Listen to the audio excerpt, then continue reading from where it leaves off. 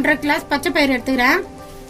வறுக்கல பச்சை பயிறு தான் நான் ஊற வச்சுக்கிறேன். 5 மணி நேரம் ஊற வச்சு வாஷ் பண்ணி வச்சுக்கிறேன். பச்சை அரிசி ஒரு 5 டீஸ்பூனு, சின்ன டீஸ்பூன்ல ஊற வச்சு 1 hour ஊற வச்சு வாஷ் பண்ணி வச்சுக்கிறேன். பச்சை அரிசி, கைப்பிடி கருவேப்பிலை, கைப்பிடி கொத்தமல்லி தழை, 7 பச்சை மிளகாய், ஒரு துண்டு இஞ்சி, ஜீரகம் 1 டீஸ்பூனு. நம்ம எப்படி அரைக்கிறதுன்னு பார்க்கலாம். மிக்சி ஜார்ல நம்ம பச்சை பயிரில் போட்டுக்கலாம். பச்சை பயிறு ஒரு 5 மணி நேரம் ஊறினாதான் நல்லா மாவு மசியும். நான் ஊற வச்சு நல்லா வாஷ் பண்ணி வச்சுக்கிறேன். நான் கொஞ்சமா ஊற வச்சதால மிக்சியில் போடுறேன். நீங்க அதிகமா ஊற வச்சா கிரைண்டர்ல அரைச்சிங்க. பச்சை அரிசி ஊற வச்சு வாஷ் பண்ணி வச்சுக்கிறேன்.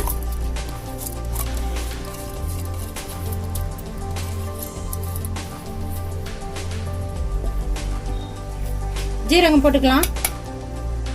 இஞ்சி 3 கட் பண்ணி போடுறேன். பச்சை மிளகாய் 7 பச்சை மிளகாய் போடுறேன். என் காரத்துக்கு தகுந்த மாதிரி போடுறேன். நீங்க உங்க காரத்துக்கு தகுந்த மாதிரி போட்டுங்க. கருவேப்பிலை கைப்பிடி, கொத்தமல்லி தழை கைப்பிடி. நம்ம கொஞ்சமா தண்ணி ஊற்றி தோசை மாவு பதத்துக்கு நம்ம அரைச்சின்னு வந்துடலாம். நம்ம பச்சை பயிறு அரைச்சோம், நம்ம ஒரு பாத்திரத்துக்கு மாத்திக்கலாம். நம்ம பச்சை பயிறு தோசை ஊத்த மாவு அரைச்சாச்சு, நல்ல நெவ்வு அரைச்சாச்சு. தோசை மாவு பதத்துக்கு இருக்கு பாருங்க. இந்த பதத்துக்கு தான் இருக்கணும். நம்ம இதுல உப்பு போட்டு கரைச்சிக்கலாம்.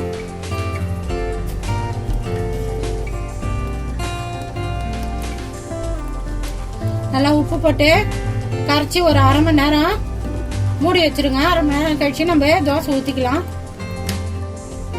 நம்ம பச்சை பயிறு தோசைக்காக நம்ம ஒரு கார சட்னி ஆட்டிக்கலாம்.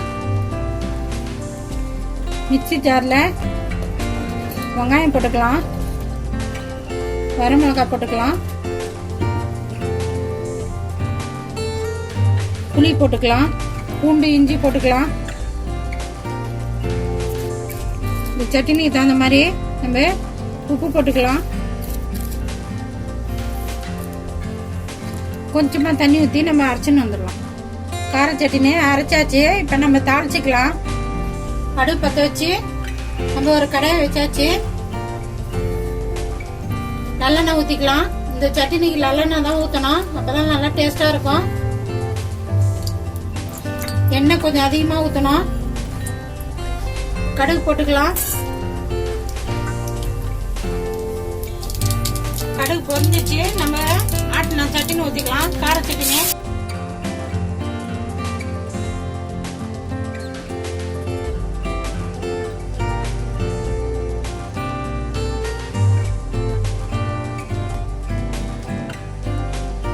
நல்லா ஒரு 3 நிமிஷம் நல்லா கிண்டி விட்டுனே இருங்க.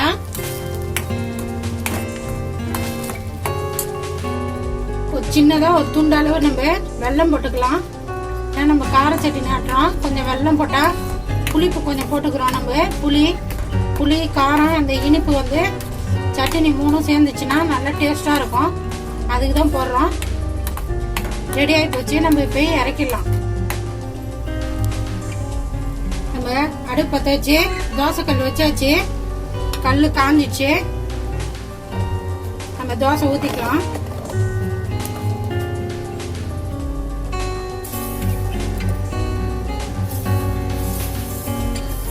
நல்லா மெலிசா ஊத்திங்க. நல்லா சூப்பரா ஒரு மெலிசா.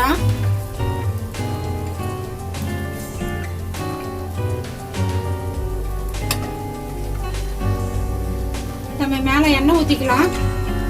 நெய் சாப்பிட்றவங்களா இருந்தா நெய் கூட ஊத்திக்கலாம். குழந்தைங்கலாம் நெய் ஊத்தி கொடுங்க, நல்லா சூப்பரா இருக்கும்.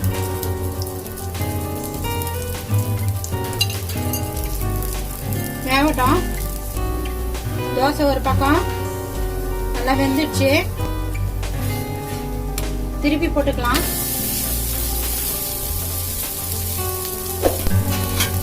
ரெண்டாவது பக்கம் வேகட்டும். தோசை ரெண்டாவது பக்கம் வந்துடுச்சு. நம்ம எடுத்துக்கலாம்.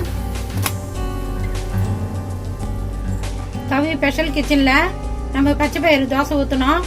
ரெடி ஆகி போச்சு. அதுக்கு தொட்டுக்கிறதுக்கு நான் கார சட்னி ரெடி பண்ணிக்கிறேன்.